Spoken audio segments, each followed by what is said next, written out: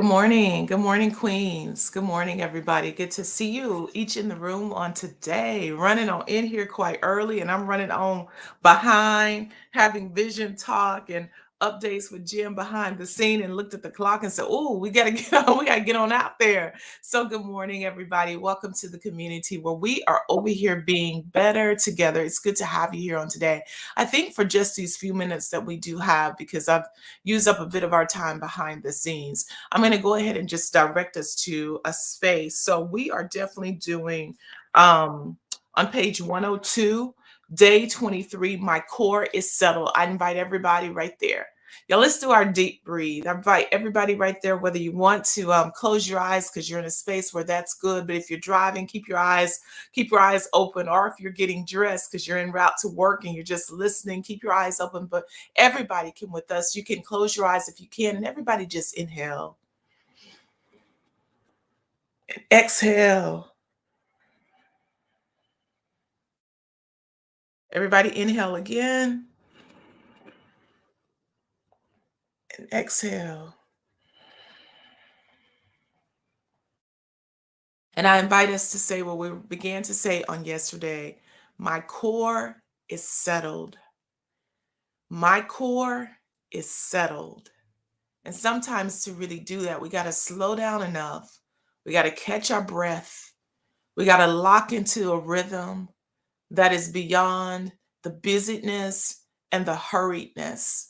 Because sometimes even that is a trick of the enemy to keep us so busy and so hectic that we don't slow down enough to really just be grounded, to be rooted. There are moments in my life where I literally pull away, where I just pull away. I'm an extrovert by personality, but there are moments when I've given all that I have to give and I have to pull away just to recalibrate, just to catch up with myself, just to find myself. So, everybody say with me again, my core is settled. My core is settled. And if you need to, again, you can inhale with me and exhale.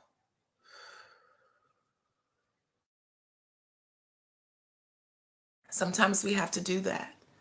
Do you also know that sometimes busyness and running and moving a lot mask other things that are not well in our lives? Do you know that there's sometimes some of us who can't be still with ourselves, who can't slow down with ourselves, and it is because there are things that we need to face, things that we need to think through, things that we need to make a decision on, things that we need to resolve.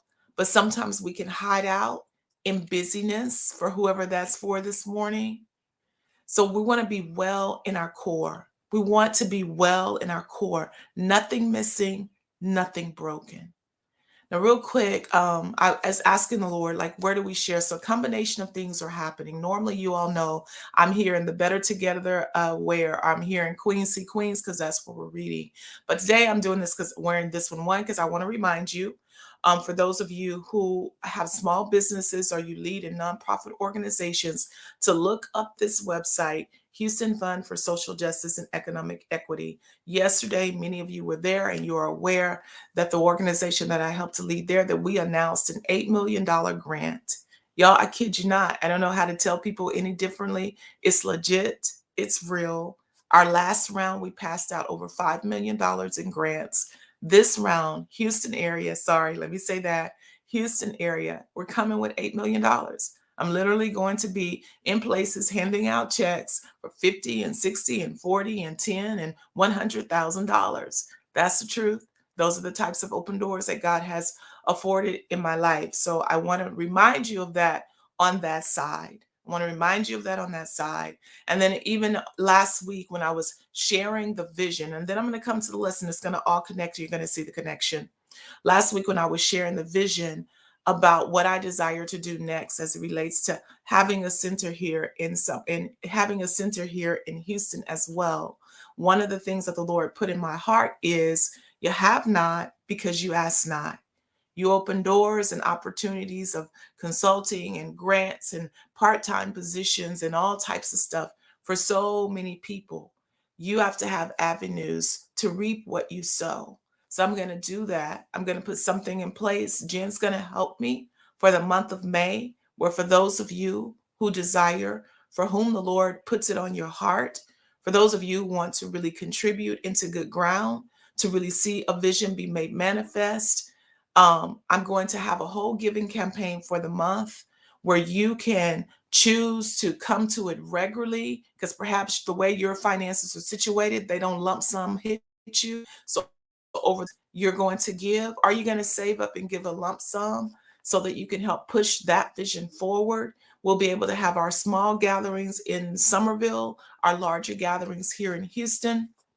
Jen is flashing that, but you can, I'll have the giving campaign and you'll be able to give and support that. So lots of dynamics happening with either doors that we're opening, but then ways for you to contribute and be a part of that giving as well. But it will be $8 million on my professional personal pages elsewhere in social media. I'm going to go live because that portal is opening on May the 15th at 5. We'll be live. So I'm going to give details about that on the lives. So if you're not following me elsewhere, you may want to connect there, because I do try to safeguard the atmosphere of this space so that it is about God and about one another. But I feel, as part of being a kingdom citizen, God has wealth transfers for the righteous. And this is a way to get your portion. Okay. This is a way to at least apply. And whether it's this grant, whether it's interviews, whether it's other opportunities, y'all, this is the time. This is the season to bet on yourself,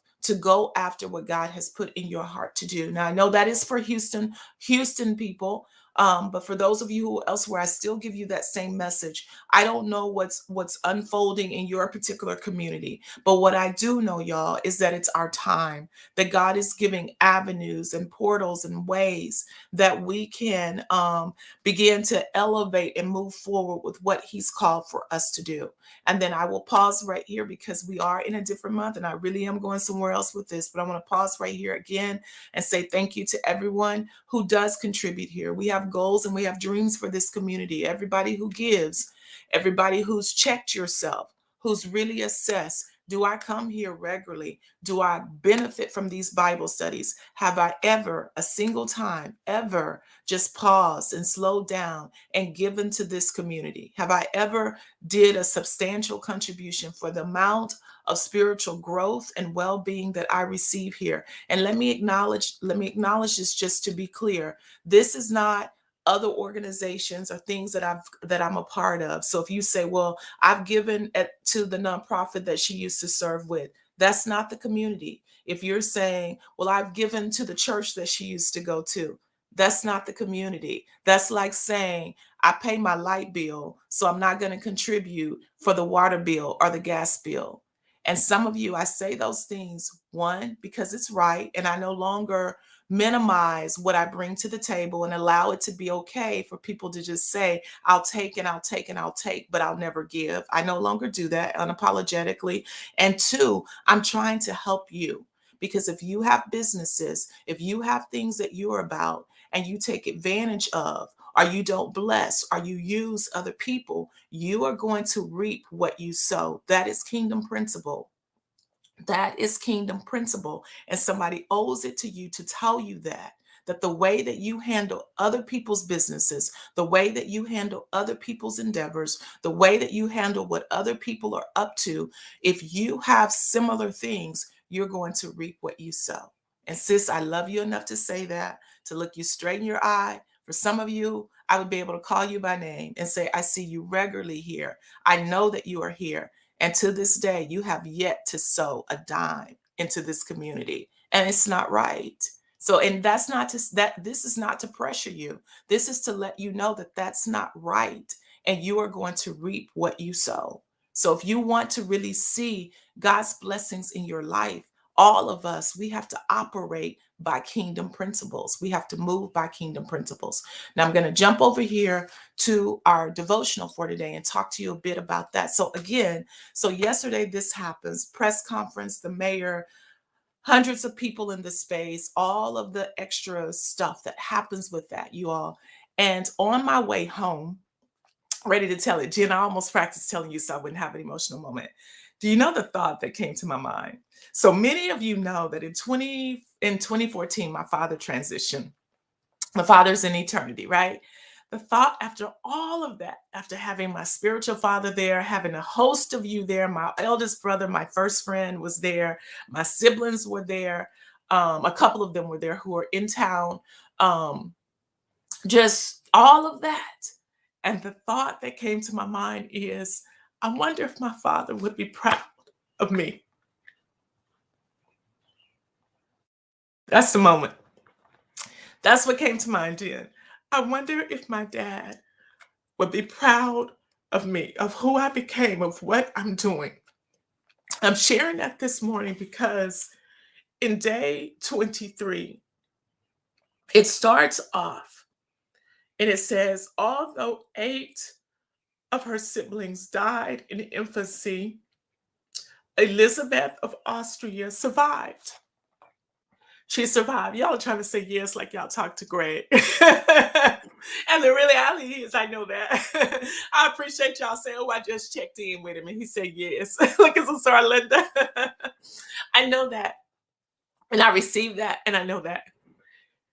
Here's why it struck me, but I didn't know, but God's funny in what he does. Because yesterday when I was reading the summary of her again and getting ready, because there's so much depth to this queen, what God gave me was, but pause for a minute at the space that talks about grief.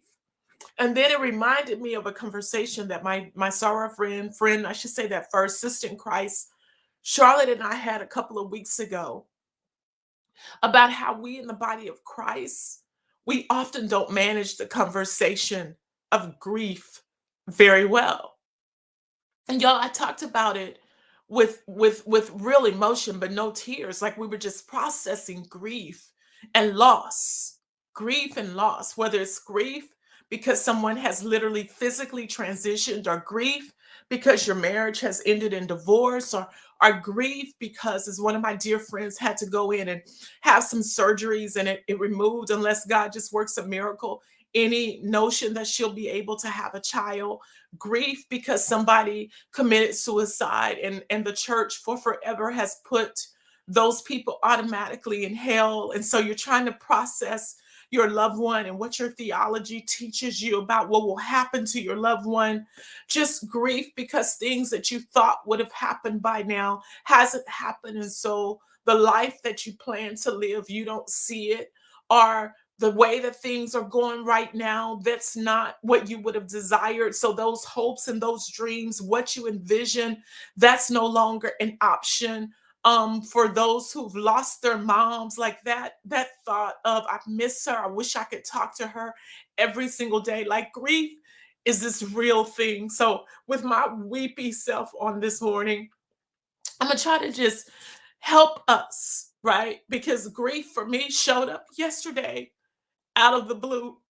I'm just driving, just processing, like, man, G, you're about to be over administering $8 million in the city. And you and the mayor high-fiving because things went over well. And the only thing that came to mind was, man, and it wasn't even an inquiry like, I wonder, from the space of, do I wonder? But I guess this idea that, like, I text Greg, my oldest brother, and Junior is what we call him, honey, but in the public setting, he told the people, don't call him Junior. Don't call him Junior, call him Greg, right? Like I can text him and he can come and he can physically see. And Glow was there, she can see. And so we, these 8 kids who grew up under Greg and Glenn, we get to see and engage and understand who we became and see purpose being fulfilled in our lives. And so I think many of us sit through grief in different ways. So first I'll start there because I'm sure I'm not the only one who's accomplished milestones in your life or survived certain things. And there are people that you who've gone on, or people who are no longer in your life, that, man, you're like, man, I wish they could have seen me become this. Or I wish they could have seen me do that. Anybody else? I see people saying, you're not the only one. So grief has this funny way of just doing what it does, and it can just show up. And hit you all up in the face and hit you all in your gut and hit you in your emotions. And so this is what I'm clear about, because I happened to go back and listen to one of the prayers that Jen prayed, and she was reminding us of the lesson where we talked about declaration and description. And she said in the prayer, so y'all who be sleeping on them prayers, y'all be sleeping, I'm telling you, everything that God is doing over here, he's orchestrating for our good. And Jen prayed and she said, God, I thank you that we don't have to not have honest, transparent conversations with you.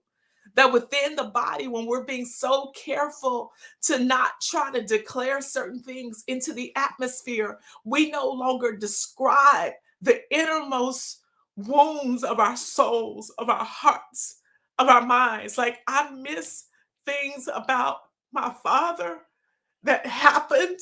And the reality is, I miss things that are in the future, if that makes sense to people.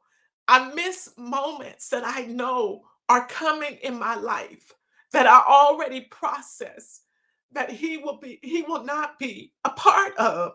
For those of you who didn't have even functional relationships with your father, and you may not have, like I have, things from the past that you miss.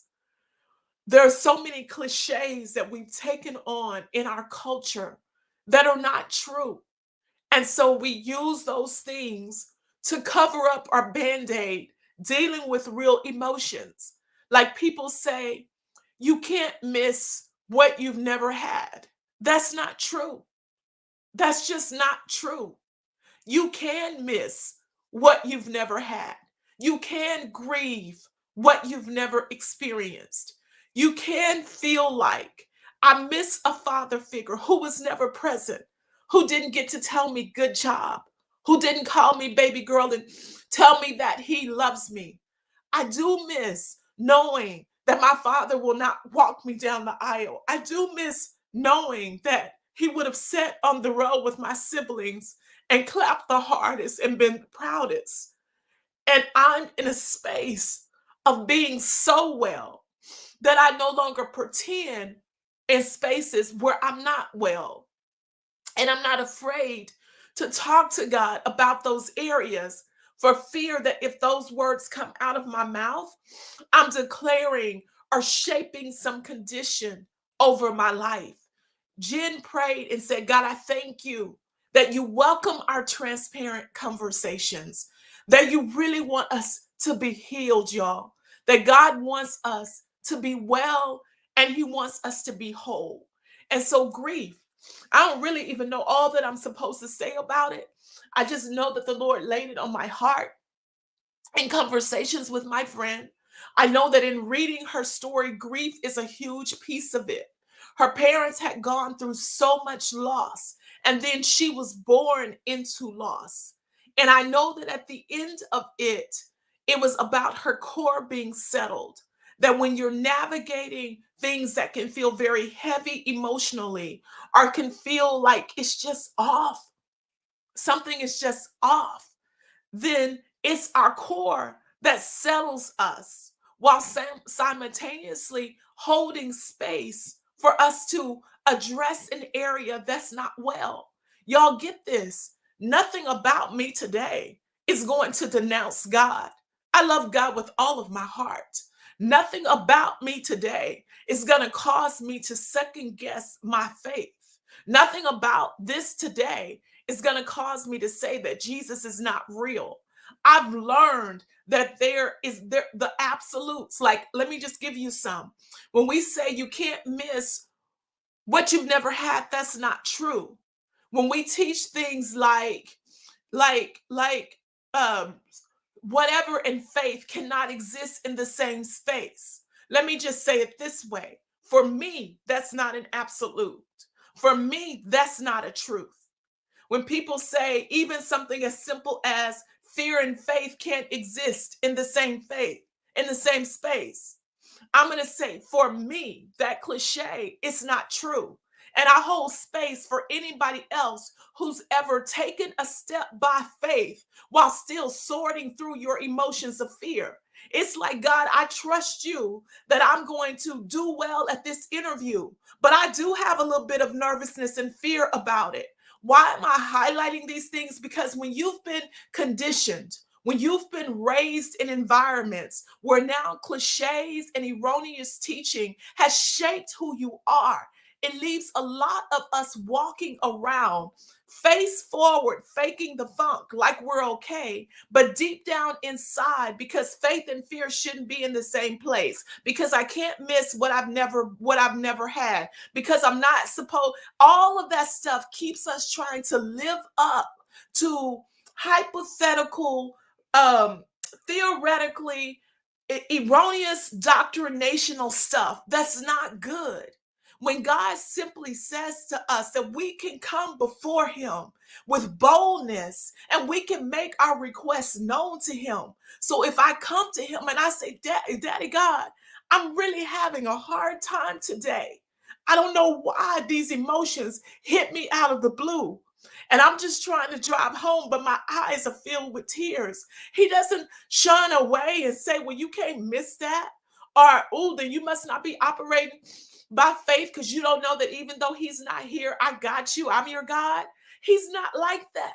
God is not a deflecting God. God is not a God who can't handle true conversation. So I think we're going to talk a minute about grief. I'm going to figure out what I'm supposed to tell you about grief. But if you've lost anything, this is what I do want you to know.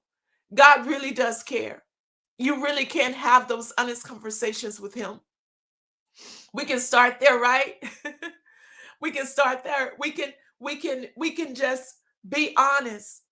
That if there are days with your grown woman self that you just really wish you could talk to your mom, and you don't need anybody to tell you, well, be grateful that you still got your grandmother. All of those things that we do, that when we really should just hush. Like whatever that is, if you're grieving because that marriage has fallen apart, you can still be in it and you know that it's ending. Y'all know I teach about stuff like that too. How we can be praying about a thing and God can let us know it's not going to work out. Y'all, because I tell y'all that I prayed. I prayed that God would heal him here in earth. And the Lord basically let me know, probably so that I could not be emotional wreck. And I knew that my father was going to be healed in eternity. I remember crying an entire week, starting this Sunday in church when I felt that heaviness. And I cried an entire week while still praying. And by the next Sunday, my father had gone home to be with the Lord. And don't guilt me. Don't guilt people who are in grief when we say certain things like, well, according to your faith. And so by default, what you caused me to feel is as if somehow then my faith wasn't strong enough. Somehow I didn't believe enough. So that's why things happen. Like, yo, we gotta do better navigating grief and loss and living in a fallen world where sometimes just because we live in a world of sin and transgression, things happen. And when we're not careful about how we speak things, then we cause perhaps like mothers who are parents, but I'm women because we're here, who've lost their children to gun violence. Is it that they didn't pray hard enough when they prayed for protection for their children? But somehow their faith not strong enough? And that's why their child was lost to gun violence? Like we got to be careful how we just spew cliches and scriptures out of context and verbiage out of context. And we're so busy being spiritual giants that we don't have any humanity sensitivity. We got to do better so that people can really navigate grief and loss and disappointment and sadness and not be excommunicated from the body of Christ and not be allowed to really grieve it with their whole hearts, to not really be allowed to do the inner workings of being, like a stage of it is being angry with people and being angry with God, and God can handle that. And then there's a space where people are in denial, where they're just like, this can't be real, but it is. And we don't need you to quote scriptures, and sometimes you just need to hug them and hold them close. This I know, and I'll wrap up right here. In pastoral capacity, honey, I have read enough of them. What's some things we send to the people, y'all? I'm just tickled. But what's some things we seeing, y'all know, and we gotta read all of them to the people. And the people be over there that lost their loved ones, and honey, they ain't even setting us reading all them acknowledgments that we see. And what's the thing called? Y'all know, but y'all know what I'm talking about. And they send them to the church, right? And then the person sent up there and they read. Y'all, we need to do better. And then we read all of them to the people, to the family, like the family really listening to all 30 of them acknowledgments or whatever they call resolutions. Thank you. See, stop tickle, girl. When I think about it, I'm not tickled about funerals, y'all. This is just my personality. I get tickled at us when I really process. Now y'all know who can raise their hand and say y'all done had a burial and the people done read the resolutions to y'all and y'all don't know bimo what they said on none of them resolutions. Y'all y'all know we just be doing the most sometimes. We be doing the most and we be trying. But I'm just saying, as I'm learning to mature and step away from some things, even if it's tradition, even if it's cultural, even if we've done it 1,001 times, honey, that don't make it the best thing to do. And so we read all the resolutions. I see y'all raising y'all hand. Y'all say y'all don't know what we read on the papers, right? Well, I'm just acknowledging that I was the resolution reader. The people know y'all probably can get that too, honey. I'll be at the funeral. I'll be reading the resolutions, honey. And then if somebody having a hard time, y'all, they be almost having to rub my back with the family. Like I don't pass out with the family, but I be moved by grief. Like these be folk stuff. These folk children and parents and all of that. But I kid you not, I didn't get it for real, get it until I was not the person reading the resolution. I was the person pulling up in that black car because it was my father.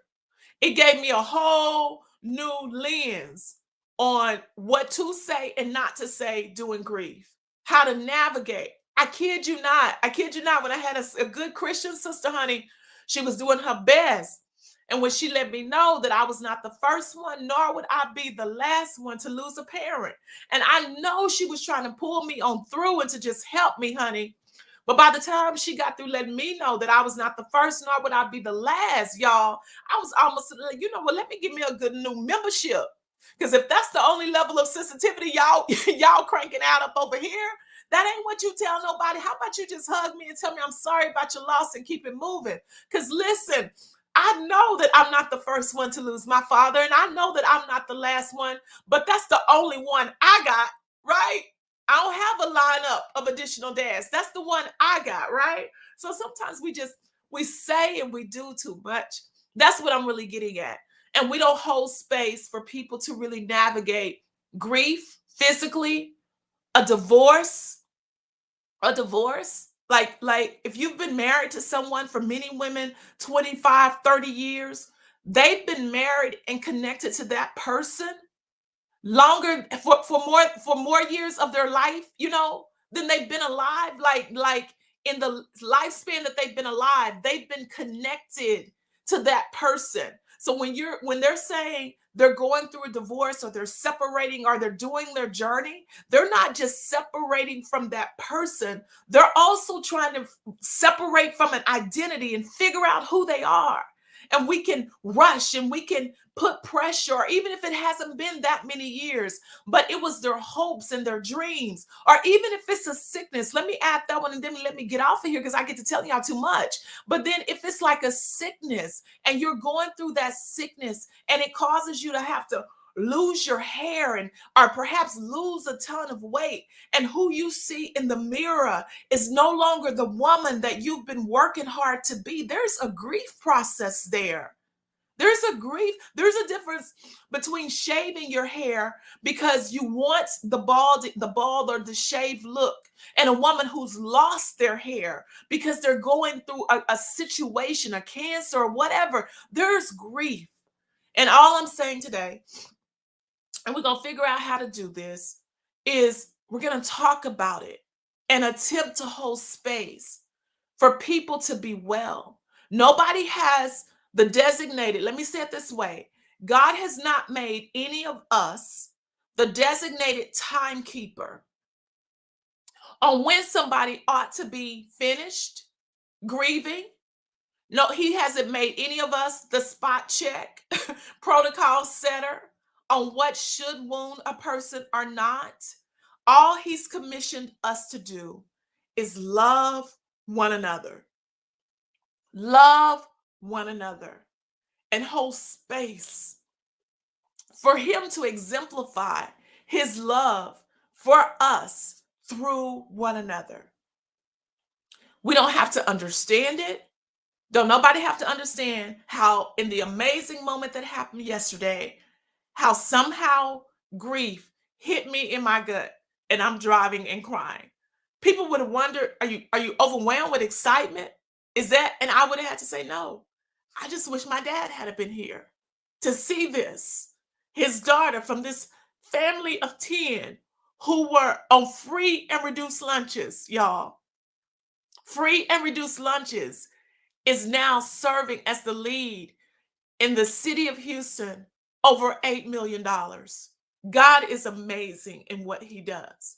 And I am who I am because of who Greg and Glenn raised me to be. They didn't allow this little girl on free and reduced lunches to feel as if she was a nobody. Otherwise, I wouldn't be able to stand in front of a press conference with the mayor and talk about executing $8 million. I would have felt as if, honey, you ain't had $8 million. How you gonna do that? But they built me. And so I acknowledge that and wish that he could have seen it, right? That's all that that was. But I'm saying, so I don't need anybody to fix me. I don't need anybody to call and see if my faith is intact. I don't need anybody to tell me he in a better place. Ooh, if y'all say that one more time. Um, just we got to do grief better so that people can be whole. That's what I want to say. All right. So, anywho, we're gonna talk about it a little bit because that's a key part Queen of Queen Elizabeth from France's story. That's a key part of it. And here's what it says at the end. When the grief felt really heavy, perhaps she heard them whisper desperate prayers to the one in whom they believed. Desperate prayers, not faith-filled prayers, not declarations, not praise, desperate prayers. And I understand desperate prayers. Those prayers that say, help me, God. Help me. Help me. Help me, God. Help me.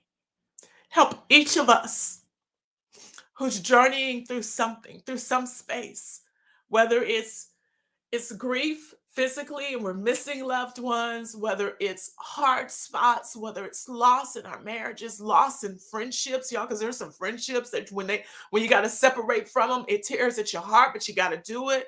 Loss in ministries, lost those who've had to transition in church homes or in ministries who felt hurt by dynamics in those spaces, and you've grieved the loss and the connectivity of certain people that you regularly saw that you don't get to see as much anymore, lost in our dynamics with our children, and some of us who we hoped our children would be, and they're making different choices and going down different life paths, and just all of that, like that, like Daddy God, help. That's what I got. Because you are a God who hears desperate prayers. Can everybody in agreement who understands where we're coming from today just say, help us, God. Help us, God. All right. So that's what I got. It's going to be a full day. I invite you again to get over there on the other spaces because I don't want in the midst of this for you to miss out, if possible, on what's happening there. Again, I'll put the vision video or whatever that's going to be, giving you all a heads up that during the month of May, I will invite you to sow right here. If you eat right here, sow right here, and be a part of the next. Be a part of the next, especially if you already planning to come to whatever event and whatever thing we do at the center. So just go and get ready to be a part, to give and to contribute. And as always, I honor the greatness that's on the inside of you. I'll see you right back here in the morning. Bye now.